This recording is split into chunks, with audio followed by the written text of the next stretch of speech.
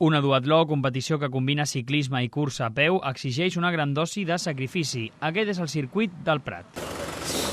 Aquesta és la sortida de la prova. Els equips de 4 o 6 participants, cada equip, sortiran aquí la primera recta. És un circuit bastant fàcil. La primera recta té aproximadament 600 metres i el total de la volta és 1 quilòmetre o 200 metres. És un circuit fàcil, bastant ràpid. En principi aquesta recta està molt bé perquè tots els equips tindran referència un dels altres.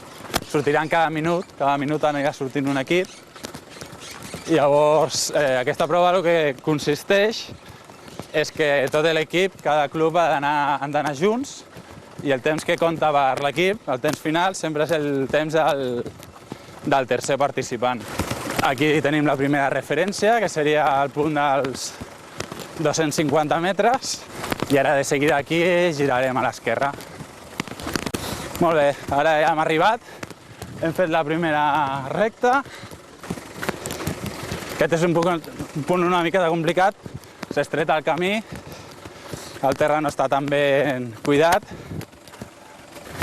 Llavors també la tàctica una miqueta de l'equip consisteix en el participant que estigui més cansat, que es posi darrere sempre normalment dels altres dos per tapar-li una miqueta l'aire. Ara girarem aquí a l'esquerra i tindrem l'última recta que ja es separarà en dos.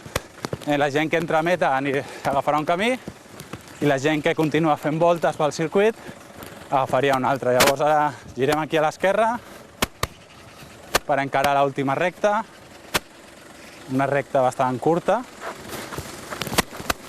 Al moment que vens de córrer, llavors has de venir corrent, entrar a boxes, agafar la bici, canviar-te ràpid, pujar a la bici. Igualment, quan tornis de la bici, deixar la bici ràpid i començar a córrer.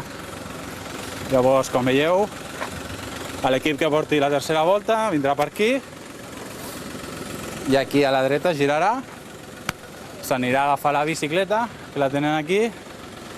Llavors aquí entra molt la tàctica de cada equip. Hi ha molta gent que porta les sabatilles de córrer, es canvia i agafa les sabatilles de bici. Hi ha molta gent que no, que directament es posa un sistema a la bici amb el qual pots pedalar amb les sabatilles i ja perds menys temps. Una miqueta el que aquí entra la tàctica, no? És un moment bastant espectacular perquè fan canvis molt ràpids i és on es decideix moltes vegades la prova, és en els canvis. En aquests 10-15 segons que li pots treure a un altre equip és on es pot decidir la prova. Ara, si seguim aquí davant, ja veieu que tornem al punt de sortida. El Club Natació Triatló Prat ja és tot un veterà en la preparació d'aquest tipus de prova, com la que es va fer al Prat de Llobregat dissabte 27 de febrer.